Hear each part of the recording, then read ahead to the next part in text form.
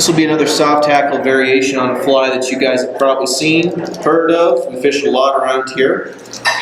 Split case PMD. This is a variation of a split case PMD with a soft tackle collar.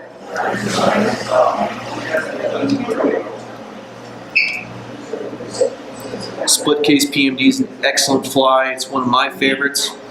Again, a real confidence pattern for me. So we're actually switch our thread out here. Split case isn't a fly that we want to go super bright with. We actually want to make sure we use a little bit of a darker thread to start. So I'm going to put our primrose over there. We're going to go back to the 14-aught black. You could also use 8-aught uni brown. That's another great fly, or another great thread to use with this.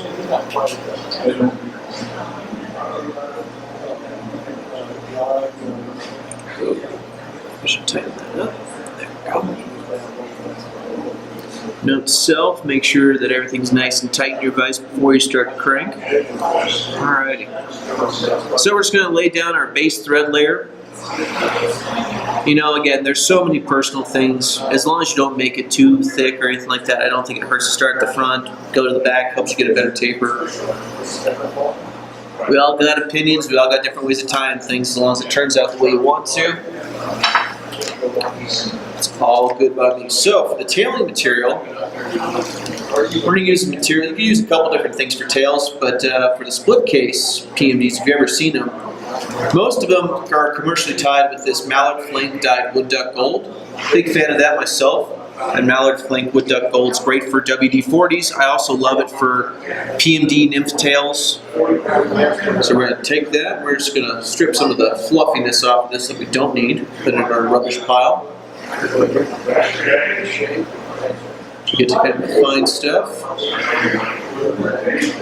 And again, you don't want to have too thick of a tail.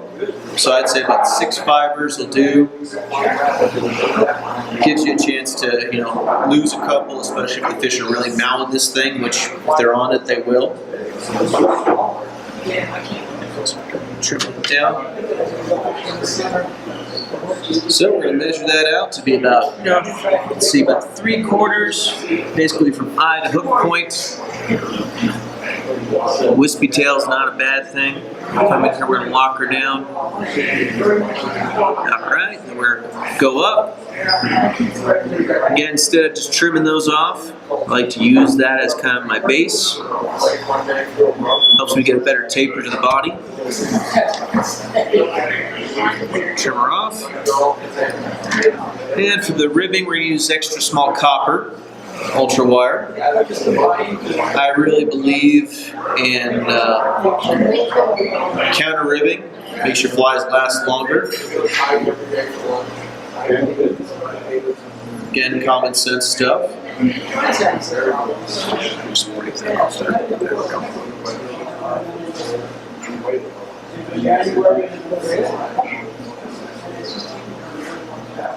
All right. Come up here, same thing. Ooh. Lock her down. Ooh, come here, Ben. Third time's a charm. There she goes. Wrap her back.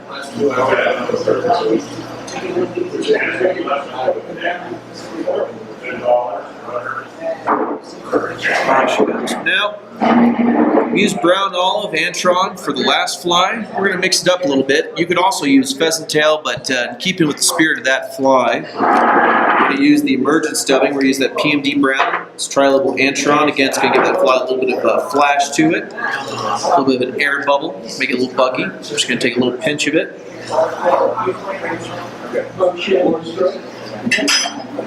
A little slab up and down the thread. Helps that stick together. And we don't want to go crazy. We just want to get a nice little, nice thin tapered body. Twist her on.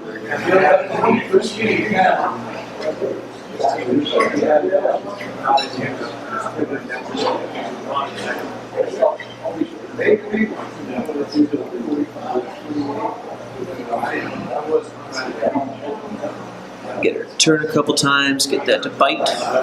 Just wrap it up.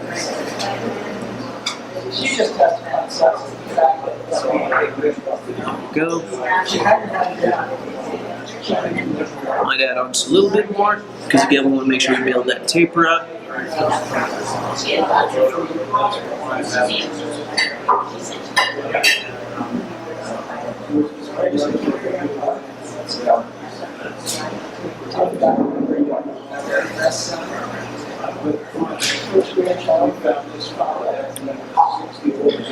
Make sure you're dubbing nice bodies. I like to rapid twist, rapid twist. I want to leave a little bit of space here, just because I'm going to actually put a little bit of a hot spot on this fly.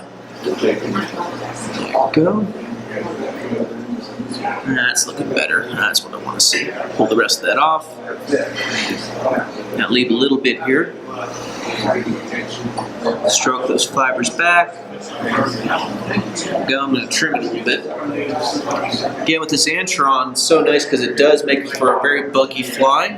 But if you don't want it too buggy, come on in and trim it up here a little bit.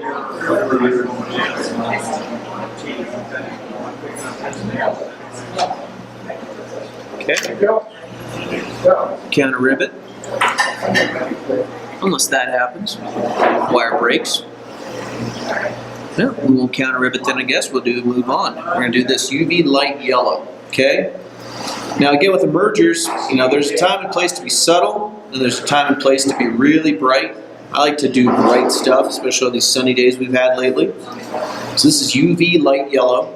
We're going to use this for our hot spot on this split back. It's a little bit simpler. We're not going to actually need to worry about pulling anything over the wing case at all. We're just going to hit it up with a little bit of a hot spot and then put a collar in front of it.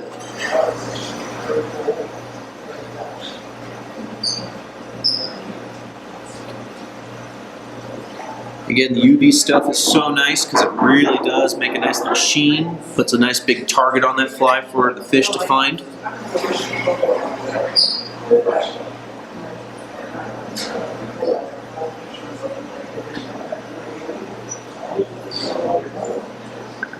Through there, pull her back. All right. There's that. Again, just to make sure you want to make it nice and trim, come in through here. Trim above the unnecessary, unwanted bugginess there. Okay. Now again, we're not trying to imitate a fully emerging bug. We're trying just to imitate that PMD that's just starting to crack through. So instead of putting on a light hackle collar that I did for that last little PMD emerge that actually imitates the wings or the legs coming out, we're going to put on a collar that is representational of actually like the legs of that PMD, the nymph itself still. So I'm going to go back to my partridge skin. I'm going to pick a mottled brown one. It's a little darker. Show you a little trick here, see if it actually works. Put that on here. Again, I can palmer this thing back, and I like to palmer it. But another little trick I can show you here too. And sometimes it works, sometimes it doesn't. We'll see if it works today. Is that we're going to do what's called a compensated hackle collar. This works great when you have nothing to work with but too big a feather. You can't actually palmer your partridge because it's just too big. So you take that, you trim a little notch in there, pull back the fibers you want to use. I say that should be enough. I might pull a little bit more there. Okay, and this is where you have to make sure you have good thread tension. We're going to overlap that like so. Put that right up against where we want it to be. Pinch her off.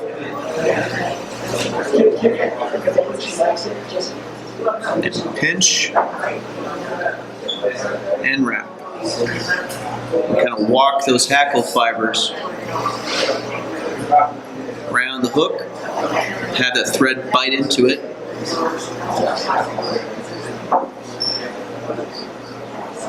Spreads them out. That way we didn't have to worry about going too crazy. And then what we can do here is once you do that, you come in here.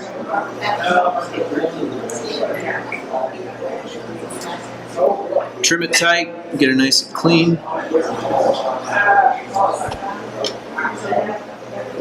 Help your fingers there. You can kind of use it, just kind of spread it out. Give it a nice, more even hackle collar. We're going to come in here, and again, we're just going to take our fingers, push them back, spread them out. And then just kind of wrap up. Give it a nice clean head. This also will help wrap those fibers around the hook. Spread them out a little more evenly. There we go. There should be. Come in here.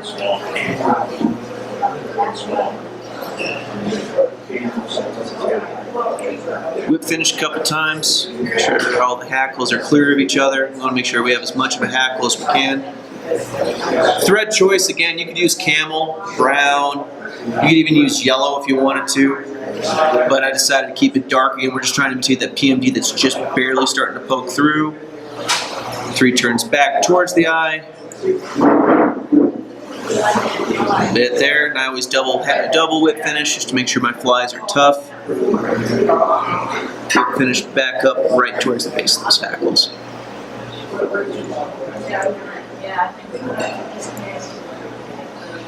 There it is.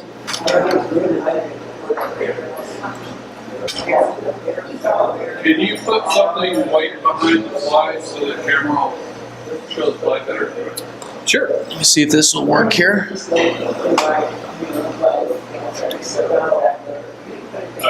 See a little bit better there? Yeah. All right. So, again, what I've done, is I've taken, this is kind of like my version of a crackback PMD.